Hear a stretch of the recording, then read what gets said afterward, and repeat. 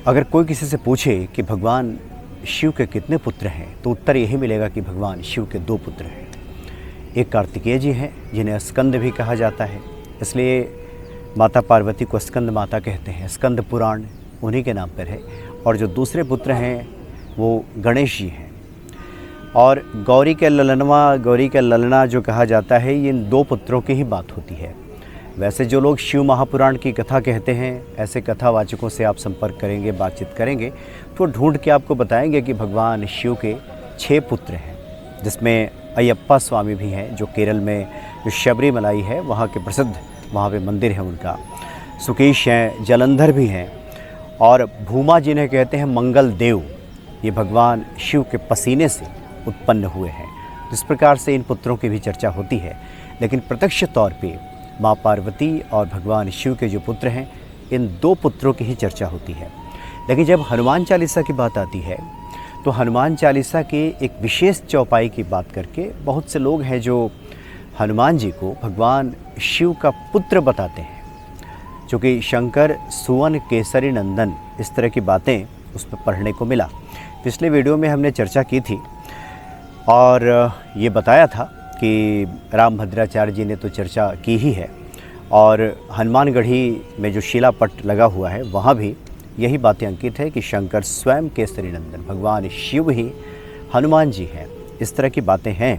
हालांकि 1.5 साल पहले भी काफ़ी मेरे पास मैसेज आया था कि इस तरह की बातें सुनने को मिलती हैं, तो उस पर क्या कहना होगा। लेकिन सबकी अपनी अपनी भावनाएँ होती हैं, सबके अपने अपने भाव हैं, विचार हैं। बहुत सालों से लोग जो पढ़ते आ रहे हैं, तो उसमें अचानक से अगर कोई कहे कि बदलाव ये होगा तो लोगों को स्वीकार नहीं होता।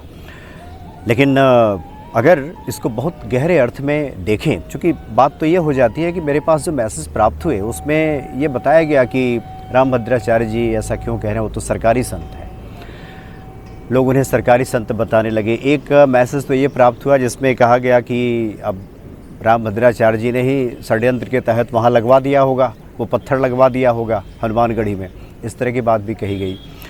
हालांकि ये भी कम मज़ेदार बात नहीं है कि लोग सरकारी नौकरी तो बहुत चाहते हैं, लेकिन सरकारी संत नहीं चाहते।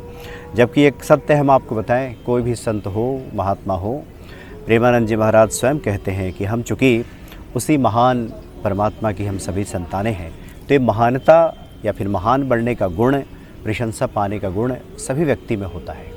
ये हर संत चाहते हैं कि उस समय के जो राजा हैं, उस समय के जो कोई प्रधान व्यक्ति है, उनका आदर करे, सम्मान करे, और ये होना भी चाहिए, बिल्कुल होना चाहिए। ये संतों का अधिकार है और एक संस्कार की मांग भी है कि उस समय के सत्ता पे बैठे लोग उनका आदर करें। ये अलग अर्थ है। लेकिन कई बार होता है कि मोदी विरोध में व्यक्ति संत विरोधी भी बातें लिखने लगता है। रामभद्राचार्य जी के विरोध में भी लोग इसलिए लिखने लगे कि वो मोदी जी को मित्र बताते हैं। तो इस प्रकार से ये बातें हुई। लेकिन आप बहुत गहरे, अगर किसी को मिले, शिव महापुराण ही पढ़े और उसमें अगर मिल जाए कि हनुमान जी तीसरे पुत्र हैं भगवान शिव के, तो कोई बताए। हमने कुछ उदाहरण भी उसमें दिए थे। एक उदाहरण आप दोहावली पढ़िए। दोहावली का जो दोहा नंबर 142 है, 142वें दोहे में गोस्वामी जी लिखते हैं कि जही शरीर रति राम सोई आदर ही सुजान, रुद्र देह तज नेह बस वानर भे हनुमान। अब देखिएगा, दोहावली भी जो छपा है उसमें भी कहीं कहीं ये वानर भी हनुमान लिखा है, कहीं कहीं शंकर भी हनुमान लिखा है। हालांकि दोनों एक ही बात है कि जिस शरीर से प्रभु के प्रति भक्ति बढ़ सकती है, वो शरीर धारण करना ज़्यादा आवश्यक है। इसलिए भगवान शिव ने कहा कि प्रभु राम तो भगवान शिव को भजते हैं, उनको अपना आराध्य मानते हैं, तो इस शरीर से तो प्रभु राम की सेवा हो नहीं सकती। इसलिए रुद्र देह तजे, रुद्र के देह को छोड़ करके वानर भे हनुमान, हनुमान जी वानर बन गए, या फिर शंकर भी हनुमान, भगवान शिव जी हनुमान जी बन गए। तो इस प्रकार से दोहावली का जो दोहा नंबर 142 है, ये भी इस बात को सिद्ध करता है कि भगवान शिव जो हैं वो साक्षात हनुमान जी हैं, वही हैं। एक और मेरे पास एक मैसेज आया कि जिसमें ये कहा गया कि वो भगवान जो हनुमान जी हैं शिव अवतारी हैं। तो अवतारी का मतलब क्या हुआ? अगर हम लोग भगवान विष्णु के अवतार प्रभु राम को मानते हैं, भगवान विष्णु के अवतार हैं, तो अवतार का मतलब क्या है? जो राम हैं वो स्वयं विष्णु हैं। अब ऐसा तो है नहीं कि विष्णु के पुत्र राम को बता दिया जाए, ऐसा तो है नहीं। और फिर भगवान शिव ही हनुमान हैं, ये मान लेने में क्या कठिनाई है? ये मान लेने में कठिनाई सिर्फ यही है कि इसको रामभद्राचार्य जी बता रहे हैं। और वो सरकारी संत हैं, सरकार के साथ उठते बैठते हैं, प्रधानमंत्री के साथ दिखाई देते, इसलिए हम इसे न मानें। तो ये तो सबके अपने अपने भाव हैं। इसलिए दरअसल पिछली वीडियो में जो हमने चर्चा की थी वो हनुमान चालीसा की व्याख्या के क्रम में।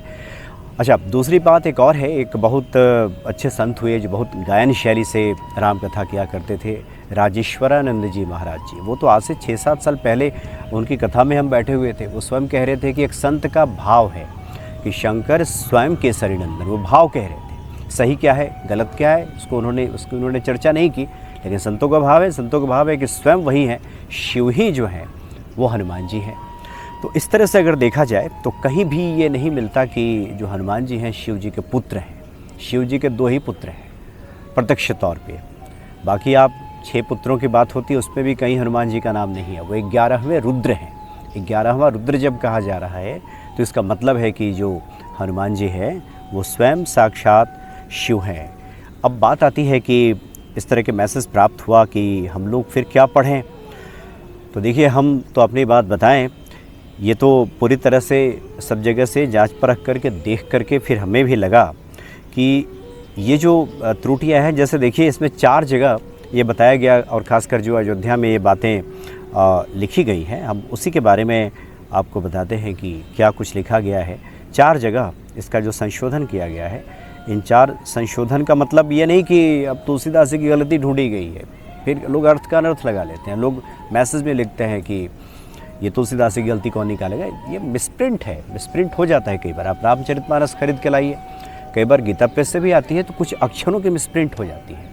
तो अगली प्रति जब निकलती है, अगला एडिशन निकलता है, तो फिर उसमें उसको ठीक किया जाता है कि हाँ उसमें मिसप्रिंट हो गया था। ये मिसप्रिंट होना कोई बड़ी बात नहीं है, ये टाइपिंग की मिस्टेक, ये कौन सी बड़ी बात है, ये तो हो ही जाती है। तो एक तो है कि शंकर स्वयं केसरी नंदन, तेज प्रताप महाजगवंदन, और दूसरा है सब पर राम राय सिर ताजा, तिनके काज सकल तुम साजा। सब पर राम राय सिर ताजा। और तीसरी जगह है राम रसायन तुम्हारे पासा, और हम लोग अब तक पढ़ते रहे सादर हो रघुपति के दासा, जबकि ये है कि सादर तुम रघुपति के दासा। ये ज़्यादा सटीक भी लगता है कि सादर तुम रघुपति के दासा। हनुमान जी से कहा जा रहा है कि आप आदर के साथ रघुपति जी के आप दास हैं। और चौथा जो है, यह 7 बार पाठ कर जोई, छूट ही बंदी महासुख होई। तो इसके बारे में तो किसी को कोई इस तरह का ऐतराज़ नहीं है। सिर्फ शंकर सुवन या शंकर स्वयं, इसको लेकर के बहुत सारे लोगों ने इस तरह के मैसेज भेजे और ये बताया कि इस पर स्पष्ट करें कि फिर क्या पढ़ना चाहिए। तो पहली बात तो ये है कि पहले आप जांच लें, परख लें, आपका विश्वास बने, आपको लगे कि ये बातें बिल्कुल सत्य हैं, सही हैं, यही होना चाहिए, तो फिर यही कीजिए। दूसरी बात, भाव की बात रहती है, थोड़ी बहुत त्रुटियां भी अगर हैं हो भी जाती हैं, उच्चारण संबंधित त्रुटियां। अब एकदम विशुद्ध अवधि में लिखा हुआ भी दे दिया जाए तब भी गलतियां तो बहुत सी होती हैं, अभी भी लोग करते हैं, जैसे शुरू में ही करते हैं लोग।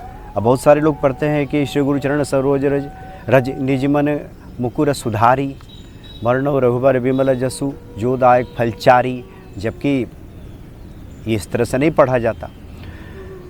जिस भाषा में लिखी गई है और जिस प्रकार के इसमें जिस व्याकरण की जो डिमांड है उसके अनुसार वर्णव रघुबर विमल सा जो दायक फलचार, यहाँ चारी नहीं चार, सुधारी नहीं सुधार, इस तरह से पढ़ने की आवश्यकता होती है। तो ये भाव की बात होती है, भाव से सब एक जैसे एक मैसेज प्राप्त हो जिसमें लिखा गया कि बहुत सारे लोग तो यही पढ़ते गए, अब तक तो उन्होंने बहुत प्राप्त कर लिया। भाव महत्वपूर्ण, भाव बिल्कुल महत्वपूर्ण है, भाव ही सर्व प्रमुख है, सर्वोत्तम तो भाव ही है। लेकिन अगर कहीं मिसप्रिंट अगर कुछ इस तरह का हुआ है तो इस पर ज़्यादा परेशान होने की आवश्यकता नहीं होती। अगर कोई संत कोई बात कह रहे हो तो इसलिए हम अब किसी राजनीतिक दल के विरोधी बनते बनते, किसी व्यक्ति का विरोधी बनते बनते हम किसी व्यक्ति का विरोधी बन जाएं, किसी संत का विरोधी बन जाएं, वो अच्छी बातें भी कहें तो इसलिए हम नाराज़ हो जाएं, नहीं मानेंगे क्योंकि वो मोदी जी के साथ उठते बैठते हैं। तो ये मुझे लगता है कि ये समझदारी भरी बातें नहीं है। और कोई भी कहता है कि वो पुत्र हैं, तो कहीं से भी अगर उस तरह का प्रसंग अगर मिलता है तो वो निकाल के दिखा दे, वो मेरे पास भेजे कि देखा जाए कि कहाँ पे इस तरह की बातें लिखी हैं कि जो हनुमान जी हैं वो भगवान शिव के पुत्र हैं। बल्कि सत्य तो ये है कि भगवान शिव जो है वही हनुमान है। आप सुंदरकांड का पाठ करते हैं तो वहाँ भी आता है कि जिस वक्त हनुमान जी के ऊपर सर पे हाथ रखते हैं प्रभु राम, उस वक्त जो भगवान शिव हैं वो आनंद में आ जाते हैं। वो आनंद में आ जाते हैं भगवान शिव। गोस्वामी जी एक चौपाई में लिखते भी हैं कि प्रभु कर पंकज कपि के सीसा, सुमरि सुदशा मगन गौरी सा। प्रभु कर पंकज कपि के सीसा। भगवान राम का जो ये कर कमल रूपी जो हाथ है जब हनुमान जी के सिर पे है और आनंद में आ जाते हैं भगवान शिव, इससे भी स्पष्ट होता है कि जो भगवान शिव हैं वो स्वयं हनुमान जी हैं। इसलिए किसी प्रकार के इसमें तर्क वितर्क में पड़ने की आवश्यकता नहीं है। ये मान लीजिए कि हनुमान जी हैं वो साक्षात शिव हैं और अपने आराध्य की सेवा के लिए उन्होंने रूप धरा। और गोस्वामी जी इसी की चर्चा उसमें करते हैं। दोहावली जाकर के 142 नंबर का दोहा देख लीजिए। विनय पत्रिकाएं बहुत सारी जगहों पे इस बात का संकेत मिलता है कि भगवान शिव के पुत्र नहीं है हनुमान जी, वो स्वयं यहाँ पे है। जैसे एक भक्त और बहुत महत्वपूर्ण है, उन्होंने लिख करके भेजा कि माता अंजना जी ने तपस्या की थी और उसके बाद भगवान शिव से वरदान मांगा था कि मुझे आप जैसा पुत्र चाहिए। तो उन्होंने कहा ठीक है, मैं आपको पुत्र प्रदान करूंगा, उन्होंने लिखा। हालांकि और इस तरह की बातें आती हैं, मनु शत्रुपा जी ने भी जब तपस्या की थी तो भगवान विष्णु से कहा था कि मुझे आप जैसा पुत्र चाहिए। तो भगवान विष्णु ने कहा था कि मेरे जैसा तो स्वयं मैं ही हूँ, मेरे जैसा कोई दूसरा नहीं, इसलिए मैं स्वयं पुत्र बनकर आऊँगा। और इस प्रकार से अगले जन्म में दशरथ जी और माता कौशल्या ने जब जन्म लिया इस रूप में, उसके बाद भगवान विष्णु राम बन कर के आ गए, पुत्र बन कर के आ गए। और ये स्थिति है भगवान शिव के लिए। 11वें रुद्र जो हैं वो स्वयं हनुमान जी के रूप में आ गए। इसलिए किसी प्रकार की इसमें संशय की आवश्यकता नहीं है। जो सुधार है उस अनुसार उसका पाठ किया जाए तो ये अति उत्तम होगा। और कोई संत अगर इस तरह की बात कह रहा हो तो उसको मान लेने में ही भलाई है। जय श्री राम।